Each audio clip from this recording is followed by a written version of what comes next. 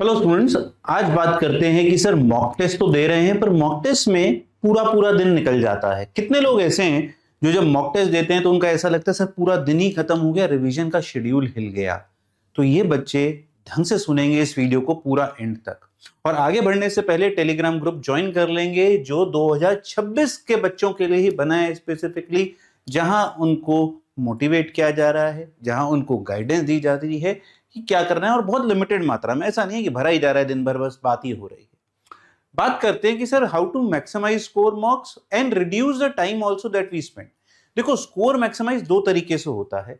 जब आप रिवीजन ज्यादा से ज्यादा करते हैं, क्योंकि जितनी ज्यादा रिवीजन करेंगे उतना स्कोर बढ़ेगा, उसके लिए टाइम चाहिए। तो आपको मॉक टेस्ट रिवीजन जो या मॉक टेस्ट एनालिसिस जो है वो कम टाइम में भी करनी बहुत जरूरी है। तो मैं क्या करता हूं, इसको ब्रेक एनालिसिस इन 2 सेक्शंस। अभी आपका जनरली बिहेवियर क्या है?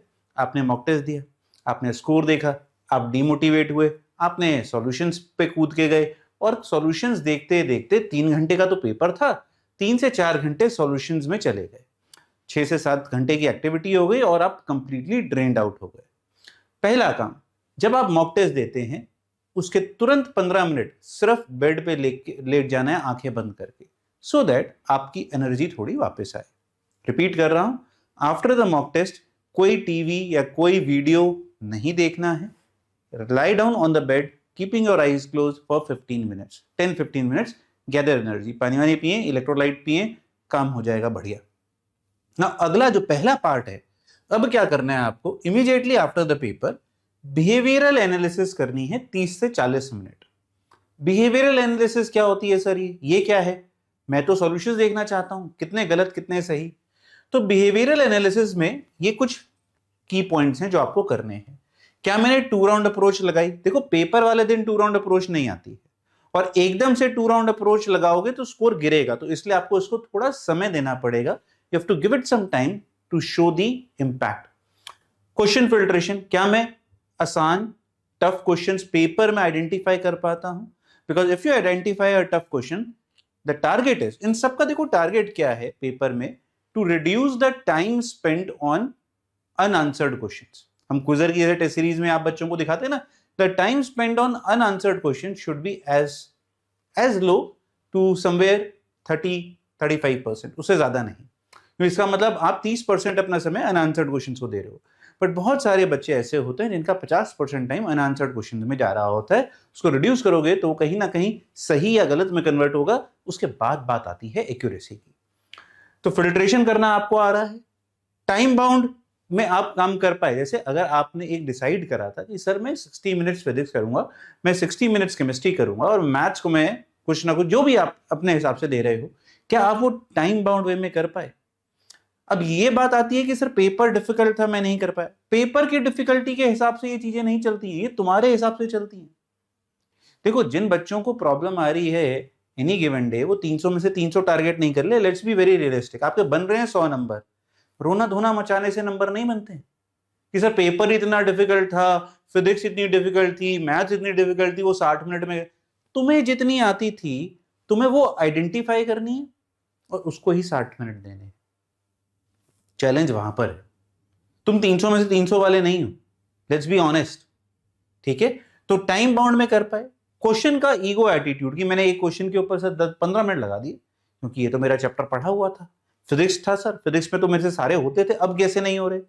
वो ईगो इशू क्या था आपके साथ पेपर में?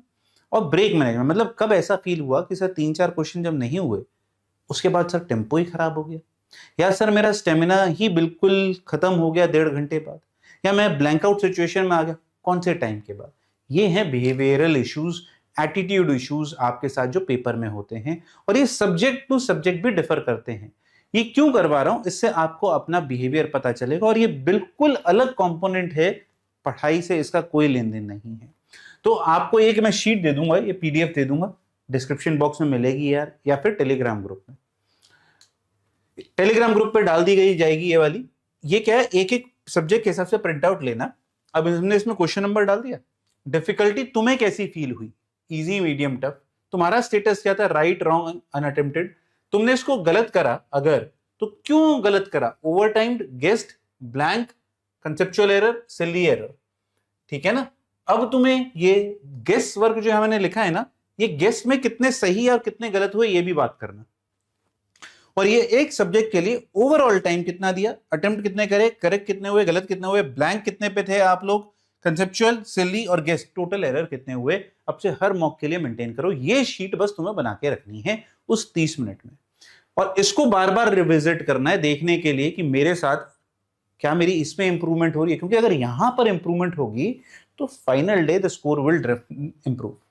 फिर एक इसी हिसाब से आप ये एक शीट बना लो कि मैं डेट ऑफ एग्जाम मैंने कब दिया, टोटल स्कोर क्या बना, मेरा सब्जेक्ट ऑर्डर क्या था, पीसीएम करा मैंने इसमें, ओवरऑल एक्यूरेसी क्या रही, फिजिक्स केमिस्ट्री में मार्क्स कितने आए, क्या मैं इसमें 2 राउंड अप्रोच लगा पाया, क्या मैं इसमें क्वेश्चन की फिल्ट्रेशन कितनी इफेक्टिवली कर पाया 3 के स्केल पे, 3 के स्केल पे अगर मैं बहुत बढ़िया कर पाया तो 3, 2 या 1, और मैंने रिवीजन ऑफ मिस्टेक्स करी या नहीं, जो कि अगला कंपोनेंट है। ये काम करना है आपको पहले 30 से 40 मिनट। समझ में आई बात?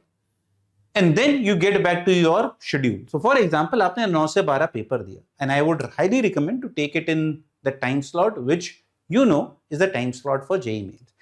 प्रेफर करें मॉर्निंग में दें या फिर एक आफ्टरनून ऑल्टरनेट फेज में। आपने 9 से 12 दिया, 9 से 12 में मैंने कहा 15 मिनट रिलैक्स करना है, 15 से 12:45 I am just giving a time slot idea, you can जन imbibe this with the help of whatever time slot you fix at your end.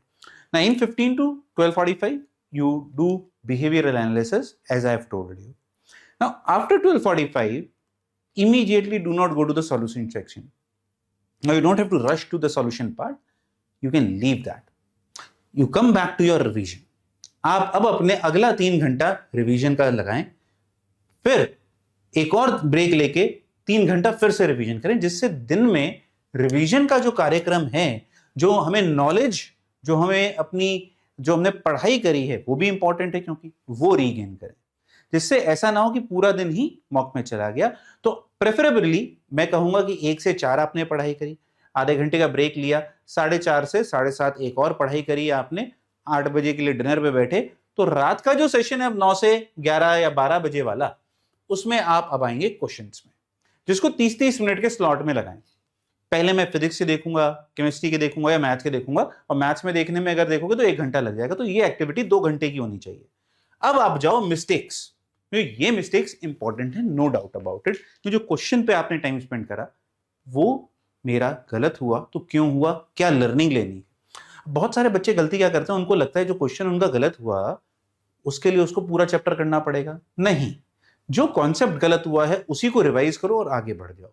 That is why more mocks are prescribed, कि जिससे आपका ज्यादा से ज्यादा topic revision हो सके। बस ये काम करना है। तो आपने समझ रहे हो, एक स्पेक्ट्रम शुरू करा सुबह और एक स्पेक्ट्रम कर दिया एंड में शिफ्ट, तो बीच में आपके पास अपना रिवीजन का समय आ गया, which is very very important to manage the entire day. It should not be कि आपने पूरा का पूरा दिन अपना मॉक टेस्ट में लगा दिया। और मैं बार बार रिपीट कर रहा हूं बच्चों, the marks that you lose out is not on the knowledge part, because एक लेवल के बाद वो बढ़ भी नहीं सकता। Where you can actually gain is from your behavioural analysis, जहां पर आप अपने एटीट्यूड को गॉज करके अपना स्कोर इंप्रूव कर सकते हो।